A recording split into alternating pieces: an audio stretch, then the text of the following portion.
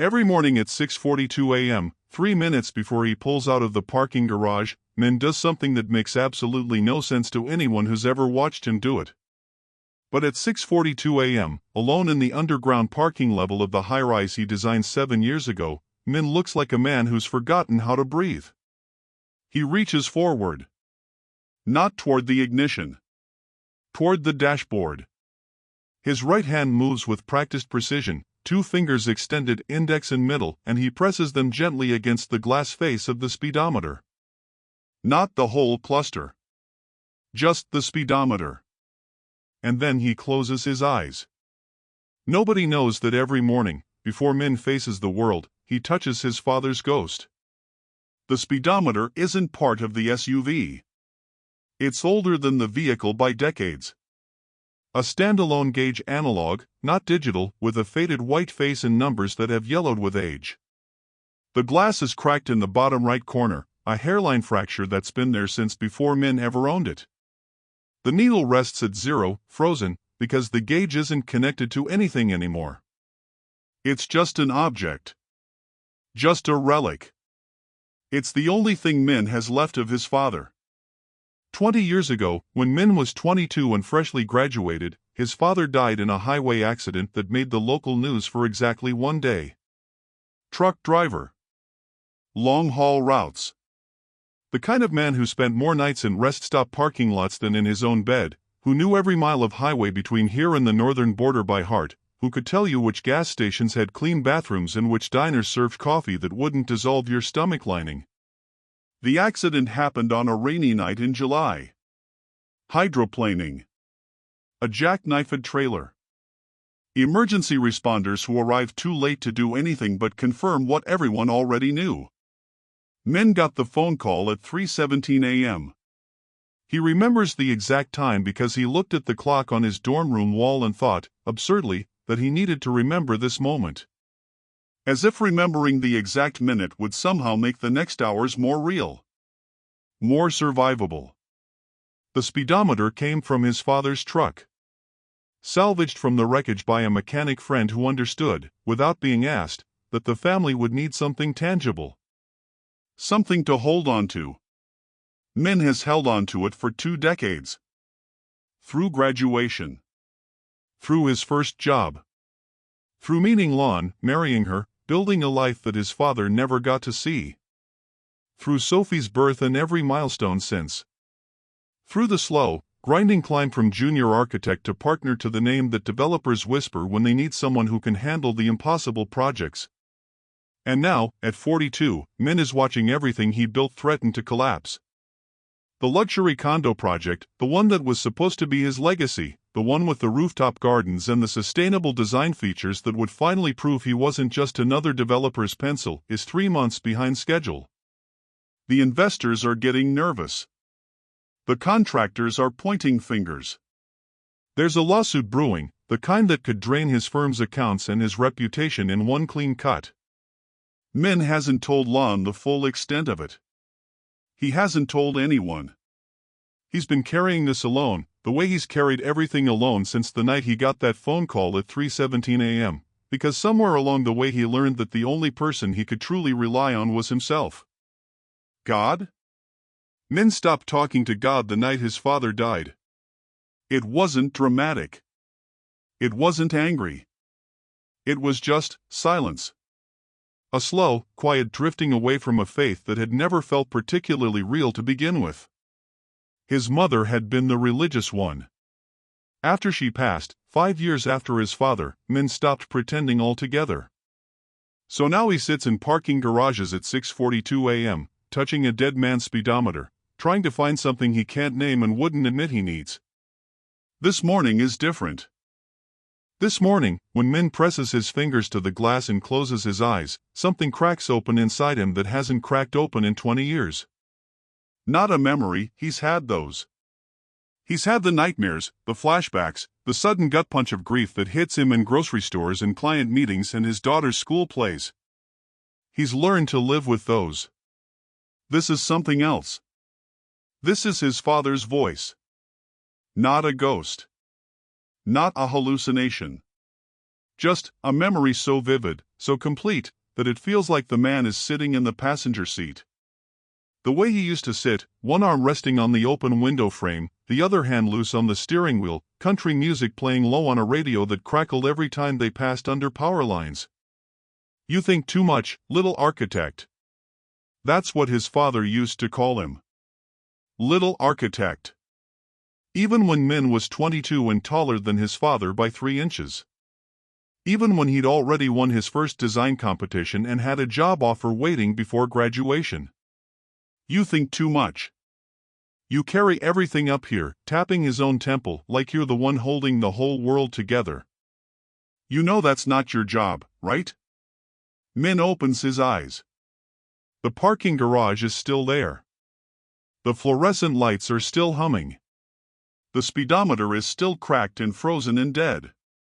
But something has shifted. Something has broken loose in the carefully constructed architecture of Minh's heart, the walls he's built higher than any skyscraper, the defenses he's designed better than any condo tower. He hasn't cried in 20 years. Not at the funeral. Not at his wedding. Not at his daughter's birth. Not during the worst fights with Lon or the darkest nights of the current crisis. The tears just stopped somewhere between that 3:17 a.m. phone call and the moment he walked across the stage to accept his diploma with an empty chair in the audience where his father should have been sitting. His father's voice. His father's voice, warm and teasing, 2 hours before the accident. Minh's fingers pressed harder against the cracked speedometer glass, and the memory came flooding back with a clarity that stole his breath. I'm gonna be late, little architect. Save me a seat. Minh had laughed. You're always late, bah. And you're always early. We balance each other out. Then, softer, I'm proud of you, son. You know that, right? Whatever happens tonight, whatever happens tomorrow, I'm proud of you. You don't have to prove anything to me. You never did. Minh had mumbled something awkward, embarrassed the way 22-year-olds get when their parents get sentimental. Yeah, okay, bah. Just get here safe. I will. See you soon. Those were the last words his father ever spoke to him.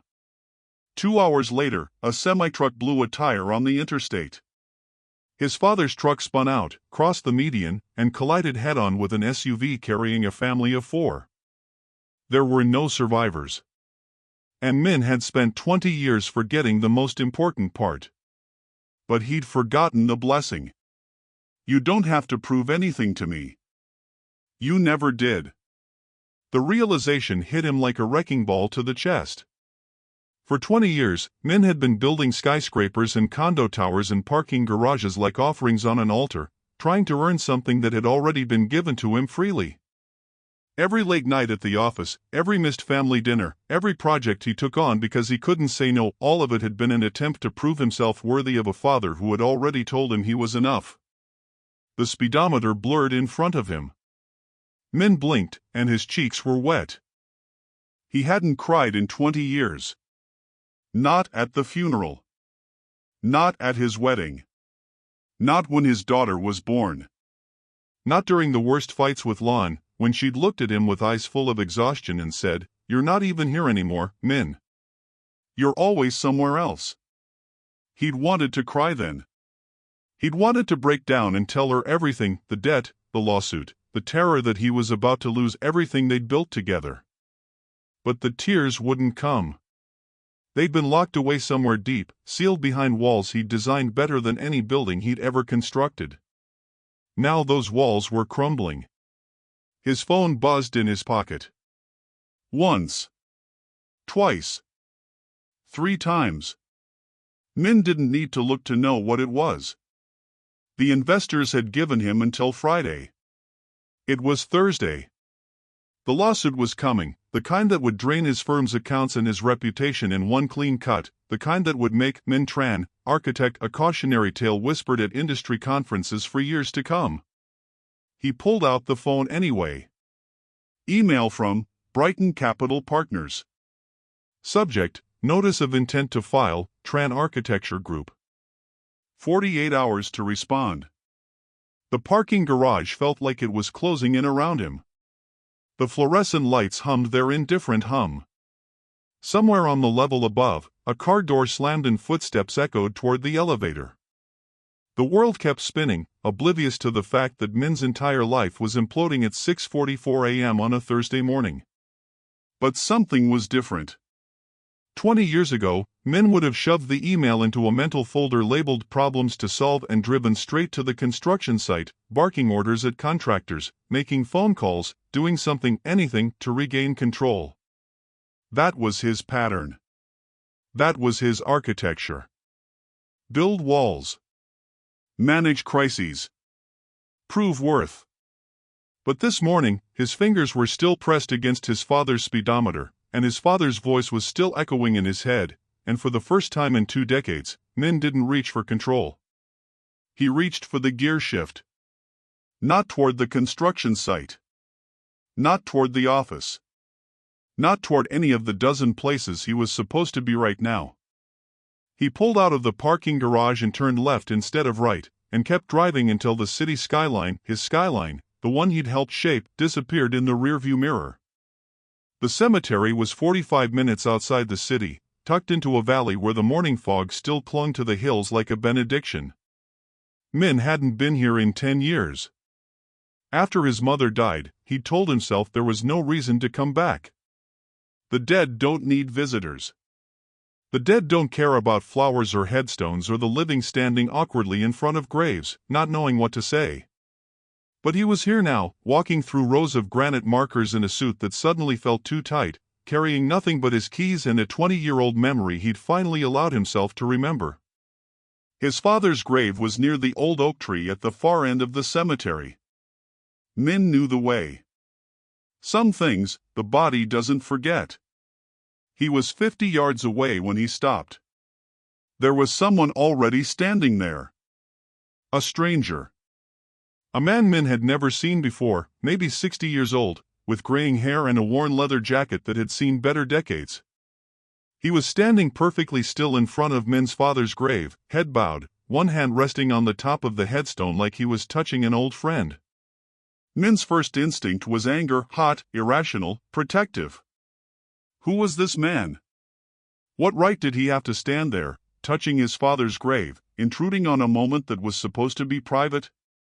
But before Min could say anything, the stranger raised his head, and even from 50 yards away, Min could see that he was crying. Not the polite, restrained tears of a funeral attendee. The kind of crying that came from somewhere deep, somewhere that had been locked up for a very long time. Min stood frozen in the morning fog, watching a stranger weep at his father's grave, and he had no idea what to do next. The man at the grave didn't turn around when Min approached. Didn't flinch at the sound of footsteps on wet grass. Just kept his hand on the headstone, fingers tracing the engraved letters of a name Min had spent 20 years trying not to think about. Min stopped 6 feet behind him. Close enough to see the man's shoulders shaking. Close enough to hear the ragged breathing of someone who'd been holding something in for decades and finally ran out of strength to keep the lid on. "You knew my father." It wasn't a question. Min didn't know how he knew, but he knew. The way this stranger stood there, not like a visitor paying respects, but like someone picking up a conversation that had been interrupted 40 years ago. The man finally turned. His face was lined in that particular way that had nothing to do with age and everything to do with the kind of life that leaves marks. Gray stubble. Eyes that had seen too many hospital waiting rooms at 3 a.m. A worn leather jacket with a faded emblem on the pocket, caduceus and cross, the universal symbol of someone who'd spent their life in emergency medicine. Min. The man said his name like he'd been waiting to say it out loud for 2 decades. "I'm Dr. Nguyen. I was the attending physician the night your father was brought in." The words hit Min like a physical blow. He'd been 17 when the hospital called. 17 when he'd stood in a sterile hallway while a different doctor, younger, less tired, less kind, had used words like massive trauma and "we did everything we could" and "I'm sorry for your loss." He'd never known the name of the doctor who was actually in the room with his father. Never thought to ask. He'd been too busy trying to remember how to breathe. "I've been looking for you for 20 years, Dr. Nguyen said. "Your father made me promise something. And I've carried that promise every single day since." Min's throat tightened. "What promise?" The old doctor reached into his jacket and pulled out a folded piece of paper, yellowed at the edges, creased so many times it was nearly falling apart. He didn't hand it to Min. Just held it in his trembling fingers like it was the most precious thing he owned. "Your father was conscious when they brought him in. Do you understand what I'm telling you? With his injuries, the internal bleeding, the trauma, he should have been unconscious. But he was awake. And he was talking." Dr. Nguyen's voice cracked. He kept saying your name. Over and over. "Tell Min I'm not in pain. Tell Min I'm not afraid. Tell Min I prayed for him this morning, and I'll pray for him every morning, on every road he ever walks." Those were his exact words. He made me repeat them 3 times. Made me promise I would find you and tell you. The morning fog thickened around them. Somewhere in the distance, a bird called out a single, clear note that hung in the air like a question. Min couldn't speak. Could barely stand. For 20 years, he'd carried a version of his father's death that was shaped by silence. The phone call. The hospital corridor. The empty chair at his graduation. He'd built his entire life around the belief that his father had left him, suddenly, violently, without warning, without goodbye. But there had been a goodbye. His father had spent his last conscious moments not on himself, not on the pain, not on the fear, but on his son. On the son who would spend the next 20 years waking up at 6:42 a.m. and pressing his hand to a cracked speedometer, trying to hold on to something he didn't even know he still had. "I tried to find you," Dr. Nguyen continued, his voice barely above a whisper. "But you and your mother moved. The phone number was disconnected. I checked obituaries, public records, everything I could think of. I was starting to think I'd never." He stopped, swallowed hard. "Then last month, I saw your name in a news article about that new hospital wing you designed. And I knew. I knew it was you." Min stared at the folded paper in the doctor's hands. "Is that his handwriting?" He asked for a pen. Can you imagine? A man in his condition, and he asked for a pen. Wrote this on a scrap of paper from my clipboard. Said he wanted you to have something in his own hand. Dr. Nguyen finally held it out. Min took it. Unfolded it with fingers that felt like they belonged to someone else. The handwriting was shaky, nothing like the confident, architectural script Min remembered from birthday cards and school permission slips. But it was unmistakably his father's. The way the letters slanted slightly to the left. The way he always wrote Min's name with a little extra space between the letters, like he was savoring each one. Min. I prayed for you this morning, just like every morning. I'm not afraid. Don't be afraid either. The same God who walks with me now will walk with you on every road, every job site, every morning you wake up and wonder if you're enough. You are enough. You were always enough. I love you. I'll see you again. Dad. The paper trembled in Min's hands. 20 years of believing he'd been abandoned. 20 years of waking up at 6:42 a.m., pressing his palm to cold glass, carrying a grief so heavy he'd stopped noticing the weight. 20 years of laying foundations on unstable soil, of smoothing concrete until his knuckles bled through bandages, of signing contracts for high-rises that would scrape the sky but never reach the heaven he'd stopped believing in. And all the while, his father's last words had been out there. Waiting. Folded into the pocket of a stranger who'd spent 2 decades carrying a promise like a prayer. The truth of Isaiah 54 verse 17 is not a pledge that weapons will never be formed against us. The weapons come. The lawsuits. The emails at 6:44 a.m. The diagnoses. The phone calls in the middle of the night. The empty chairs at graduations.